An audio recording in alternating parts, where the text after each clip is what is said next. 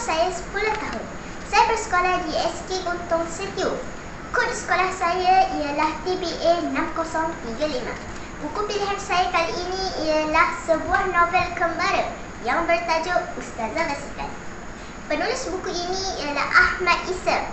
Jumlah muka surat buku ini ialah setebal 708 muka surat yang bercetak.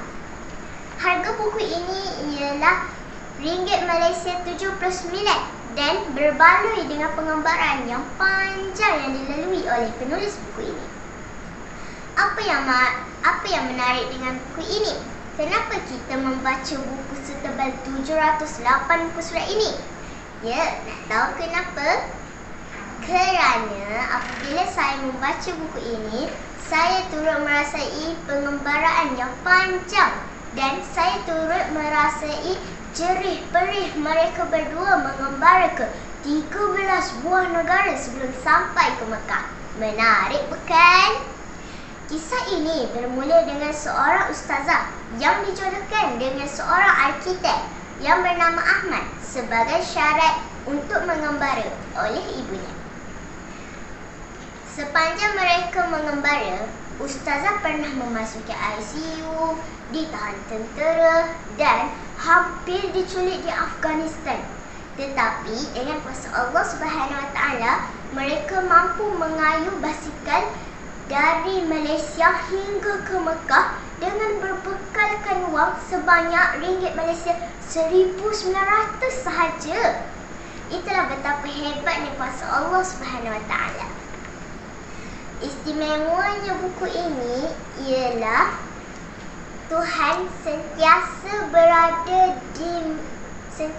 berada bersama mereka.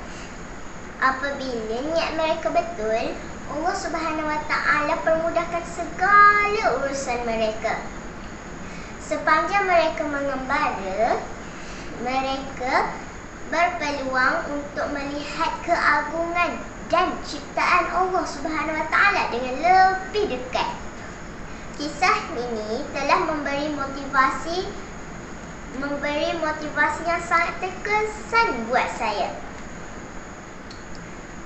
Mereka melalui Ramadan, Hari Raya Aidilfitri, Hari Raya Aidil Adha di Pakistan semasa dalam perjalanan mereka ini.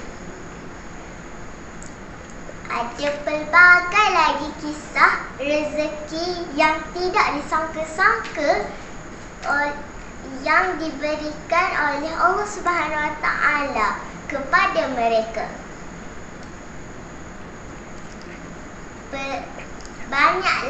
Banyak juga pengajaran dan tips pengembaraan yang tidak ternilai yang dapat dikongsikan di sini.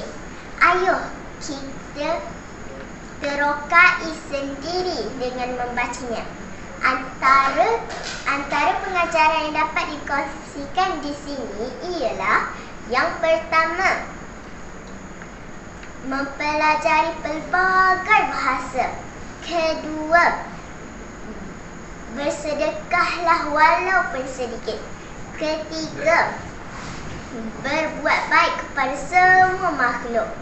Keempat, bersangka baik kepada semua orang. Tetapi waspada perlu ada. Kelima, apabila kita ditimpa kesusahan, kita terasa Allah sangat dekat dengan kita. Keenam, hendak 1000 daya, tanah 1000 dalih. Ternyata ustazah basikal yang bernama Noradillah ini sangat kental, sangat berjiwa kental. Ketujuh, tak kurang hebatnya ustazah berbaju kurung mengayuh basikal hingga ke Mekah Al-Mukarramah. Pesan saya di sini ialah jangan lupa membaca buku Ustazah Basikal siri 1 dan siri 2. Jauh berjalan, luas pengalaman. Sekian, terima kasih.